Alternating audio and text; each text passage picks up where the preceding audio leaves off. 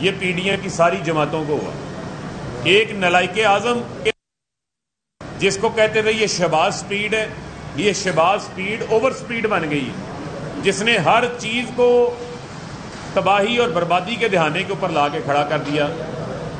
اور regime change کا صرف فائدہ کرپٹ ٹولے کو ہوا جنہوں نے اپنے آپ کے لیے NRO2 لے لیا. پاپڑ والے کے نام پر لوٹی ہوئی دولت، فلودے والے کے نام، پڑاسیوں کے نام کے اوپر لوٹی ہوئی جعلی اکاؤنٹوں میں بنایا گیا پیسہ آج ان کیسز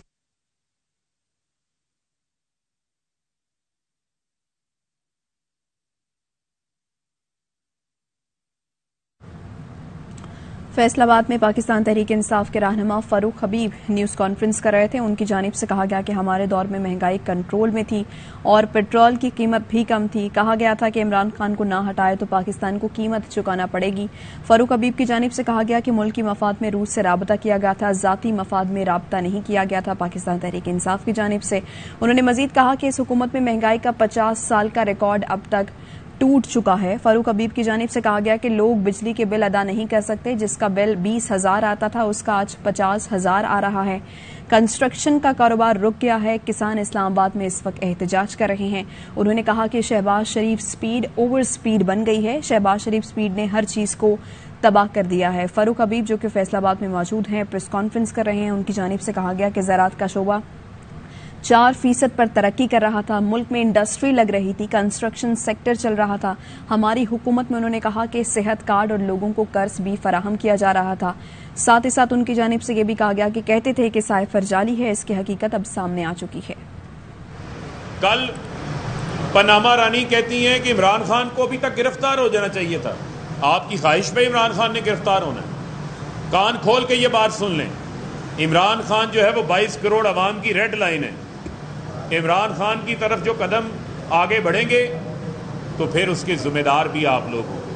پھر نہ کو گلہ کرے نہ کو شکوہ کرے، کیونکہ عوام پہلے ہی اس نلائق اعظم شہباز شریف کی جو امپورٹڈ حکومت ہے ان کی کارکردگی سے پریشان ہے.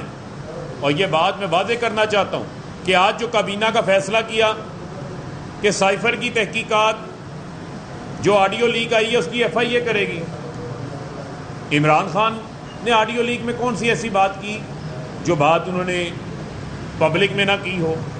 عمران خان صاحب نے تمام سفارتی جو تقاضے تھے ان کو ملحوظ خاطر رکھا، محتاط رہے کہ کسی طرح یہ چیز جو ہے اس سے ہمارے کسی ملک کے ساتھ تعلقات خراب نہ ہوں. لیکن جب آپ عدم اعتماد کے ذریعے پاکستان کی خود مختاری کو چیلنج کریں گے، ایک ملک کے وزیر اعظم کو راستے سے ہٹائیں گے، تو پھر نام تو سامنے آئے گا، نام کسی سے ڈھکا چھپا نہیں رہے گا.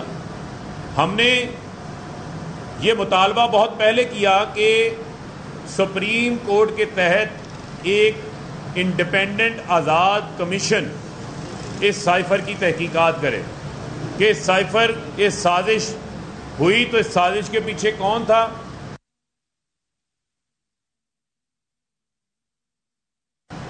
جو اسمبلیوں میں لوٹے بنائے گئے وہ کیسے بنے، جو جا کے ایمبیسیز میں ملاقاتیں کرتے رہے وہ کیسے ہوتی رہیں. یہ وہ تمام سوالات ہیں جن سوالات کے جواب اس کمیشن کو تلاش کرنے ہوں گے.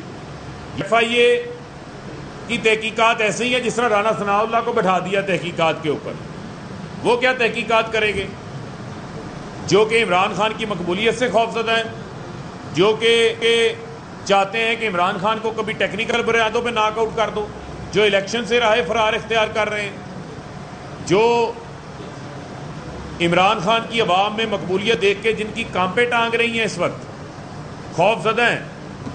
کبھی وارنٹ جاری ہو جاتے ہیں ایسے بیلیبل آفینسز میں جہاں پر 780 عدالت ختم کر دیتی ہے، کبھی پولیس کو بھجوا دیا جاتا ہے.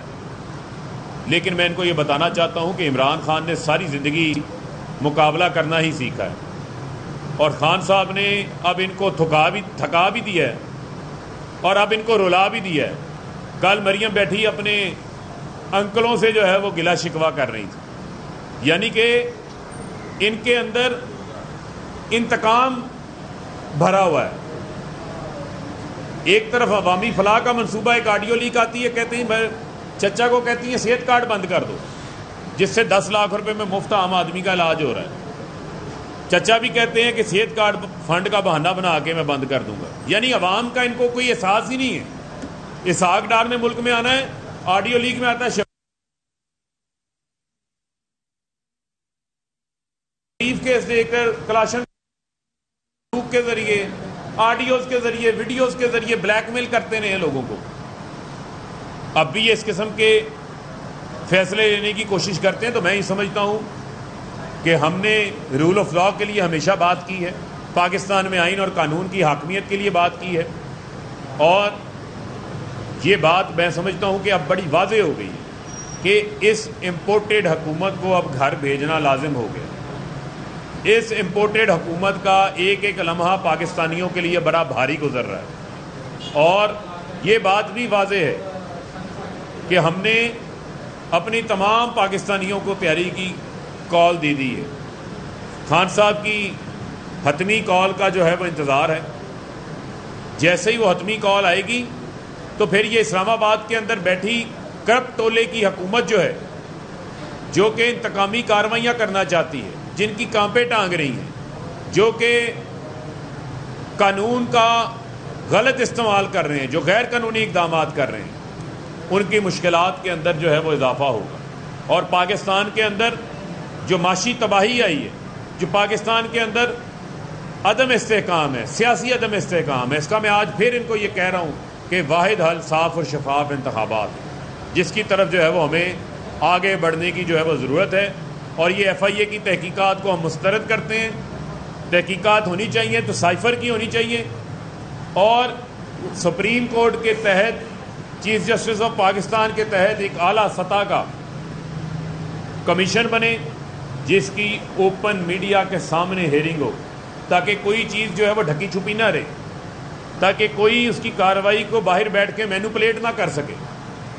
تو میں یہ سمجھتا ہوں کہ اس حوالے سے پوری پاکستانی قوم کی نظریں اس سائفر کی صاف، شفاف، انڈیپینڈنٹ تحقیقات کی طرف لگی ہوئی ہیں، اور سپریم کورٹ آف پاکستان کے پاس، چیف جسٹس کے پاس پہلے ہی اس سائفر کو ڈی کلاسیفائی کر کے بھیج دیا گیا تھا۔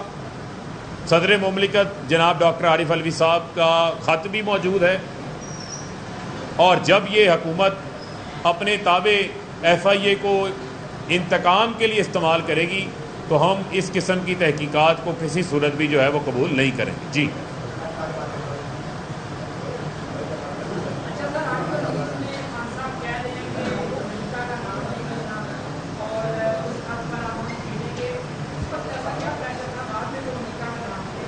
نہیں، دیکھیں، پریشر نہیں ہے، آپ ایک ذمہ دار پوزیشن پہ، آپ کی ایک سفارتی تعلقات ہیں ہر ملک کے ساتھ، اور خان صاحب سائفر ایک حقیقت ہے، یہ اسٹیبلش ہو چکا ہے۔ 7 مارچ کو آیا، یہ آج کی سمری کے اندر بھی آ چکی ہے بات، یہ آن ریکارڈ آ چکی ہے۔ خان صاحب نے ضرور ایک محتاط رویہ اس وقت اختیار کیا کہ یہ لوگ اس سازش سے باز آ جائیں، لیکن جب وہ اس کو منطقی انجام تک پہنچانے کے لیے، عمل درآمد کرنے کے لیے ساری شدومت نظر آئی، تو پھر اس ملک کا نام بھی سامنے آ گیا۔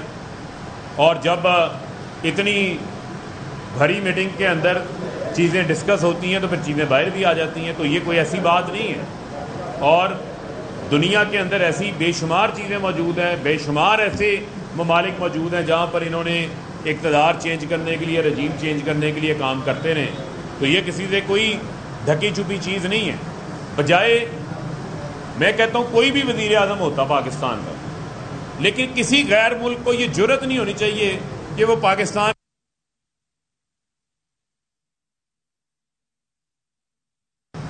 فیصل آباد میں فاروق حبیب نیوز کانفرنس کر رہے ہیں۔ انہوں نے کہا کہ پاناما رانی کہتی ہیں عمران خان کو گرفتار ہونا چاہیے تھا، کیا آپ لوگوں کی خواہش پر عمران خان گرفتار ہوں گے؟ شہباز شریف حکومت کی کارکردگی سے عوام پریشان ہیں۔ انہوں نے کہا کہ عمران خان آڈیو لیک میں ایسی کون سی بات کی جو انہوں نے عوام میں نہ کی ہو۔ سپریم کورٹ کے تحت آزاد کمیشن سائفر کی تحقیقات کرے۔ فاروق حبیب کی جانب سے کہا گیا کہ تمام سوالات کے جوابات کمیشن کو ڈھونڈنے ہوں گے۔ رانا ثناء اللہ عمران خان سے خوف زدہ ہیں۔ انہوں نے کہا کہ عمران خان کی مقبولیت دے کر ان کی ٹانگیں کانپ رہی ہیں۔ ان کو بتانا چاہتا ہوں عمران خان نے ساری زندگی مقابلہ کرنا سیکھا ہے۔